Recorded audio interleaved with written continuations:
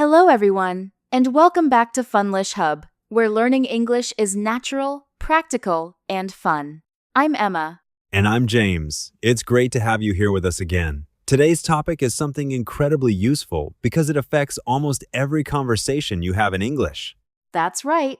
Today we're talking about how to express your opinion in English.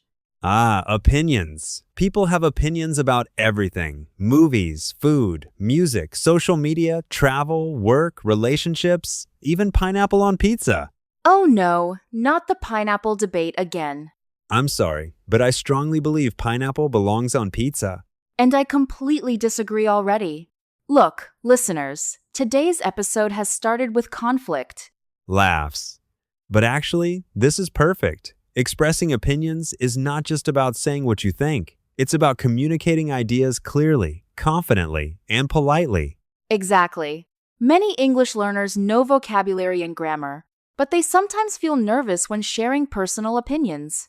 Especially in group conversations. Everything moves quickly, and suddenly you're thinking, how do I jump into this conversation naturally? Yes. So today, we're going to teach you useful phrases, natural expressions, and little conversation tricks that will help you sound more fluent and confident.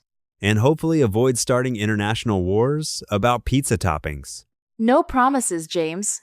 Fair enough. So Emma, let's begin with the basics. What's the simplest way to express an opinion in English? Probably phrases like, I think, or I believe. They're simple, natural, and extremely common. Right. For example, I think public transportation should be free. Or, I believe people spend too much time on their phones. Exactly. These phrases are direct, but still polite. But sometimes learners use I think too often. Every sentence becomes I think, I think, I think. That's very true. So let's give our listeners some alternatives. Good idea. You could say, in my opinion.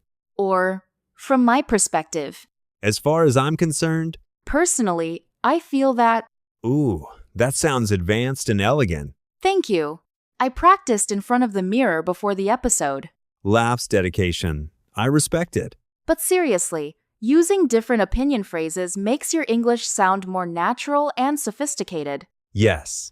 And different phrases create different tones. For example, I guess sounds less confident and more casual. Exactly.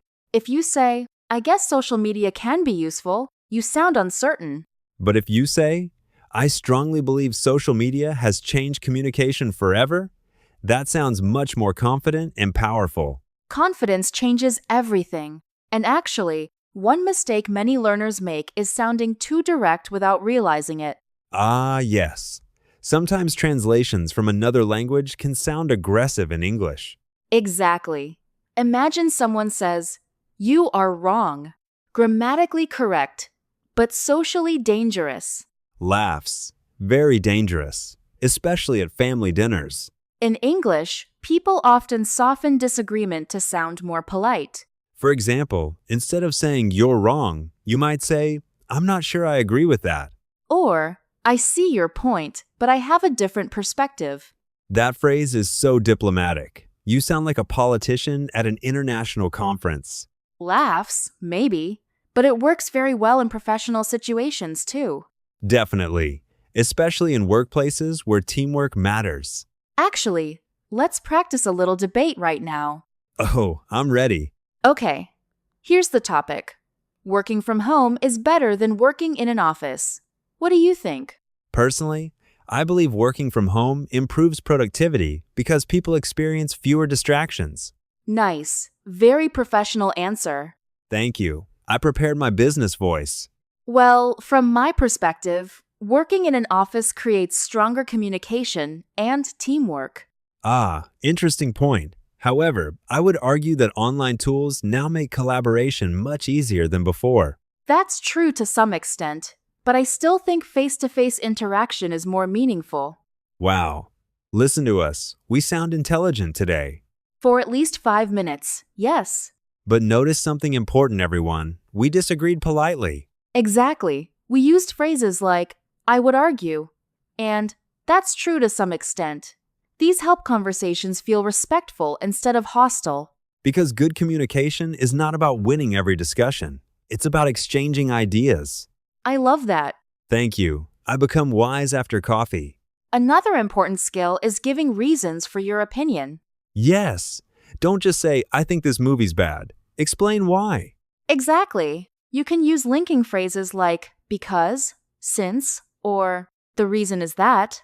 For example, I think the movie was disappointing because the characters felt unrealistic. Or, in my opinion, learning English through podcasts is effective since you hear natural pronunciation and real conversations. That was a very smooth promotion for podcasts, Emma. Thank you very much.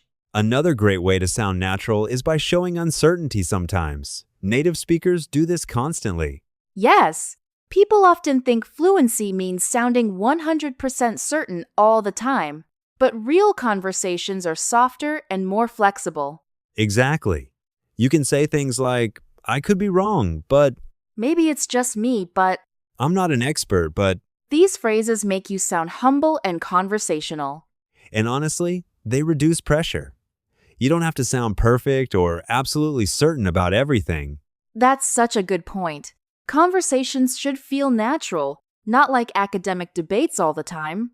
Unless you're arguing about pineapple pizza, then things become serious. James, you really refuse to let that go. Never. All right, let's talk about another useful skill: agreeing with someone naturally. Ah, yes. Because conversations become awkward if all you say is yes. I agree. Exactly. Instead, you can say, absolutely. That's a great point. I couldn't agree more. Ooh, that one sounds very fluent. Yes, it's a great expression. It means you agree completely. There's also, that makes a lot of sense. I use that phrase constantly. Me too. It's friendly and natural. Okay, Emma, let me ask you something controversial. Uh-oh. That sounds dangerous already. Do you think technology is making people less social? That's interesting. Personally, I think technology changes social behavior rather than destroying it completely. Ah, balanced answer. Very smart. Thank you. What about you? Honestly, I feel people are becoming more connected online, but less connected emotionally in real life. Wow, that sounded deep and slightly sad. I practice my thoughtful podcast voice. Laughs. Well, this is actually a perfect example of expressing nuanced opinions. Yes, opinions don't always need to be extreme. Exactly.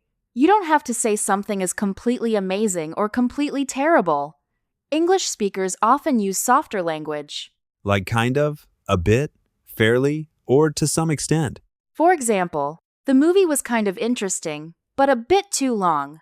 Or, the city is expensive, but it's fairly safe and convenient. These small expressions make your English sound much more natural and realistic. Another important thing is learning how to interrupt politely during discussions. Yes. Especially in fast conversations where everyone is speaking quickly. You can say, sorry to interrupt, but Or, can I add something here? that reminds me of something. These phrases help you join conversations smoothly without sounding rude. And honestly, confidence matters more than perfection sometimes. Definitely.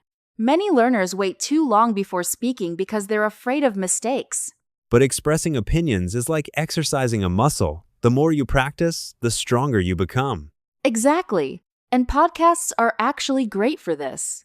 Yes! Here's a fun exercise for our listeners. Pause the podcast sometimes and answer the discussion questions out loud. Even if you're alone in your room or driving your car, speak your opinions clearly. Your neighbors may think you're having a passionate debate with invisible people, but that's okay. Laughs language learning requires sacrifice, James. True. Before we finish today's episode, let's give our listeners a few final powerful opinion phrases. Great idea. Here are some advanced expressions. To be honest, If you ask me, the way I see it, I've always felt that. there's no doubt in my mind that. Ooh, that last one sounds dramatic. Very dramatic. Use responsibly. Laughs, especially not during arguments about pizza. Please stop attacking fruit on bread. Never. All right, everyone. Today we learned that expressing opinions in English is not only about vocabulary, it's about confidence, tone, politeness, and connection. Exactly. And remember, conversations become interesting when people share ideas openly and respectfully. So don't be afraid to speak up, even if your English isn't perfect. Your voice matters, and every conversation is a chance to improve. Thank you so much for spending time with us today on Funlish Hub. We'd love to hear your opinion now. What's one topic you could talk about for hours? Movies, travel, technology, food? Leave us a comment and share your thoughts with us. And if you enjoyed today's episode, don't forget to like, subscribe, and share Funlish Hub with your friends. Keep practicing, keep speaking, and keep expressing yourself in English. We'll see you in the next episode. Bye, everyone. Bye-bye.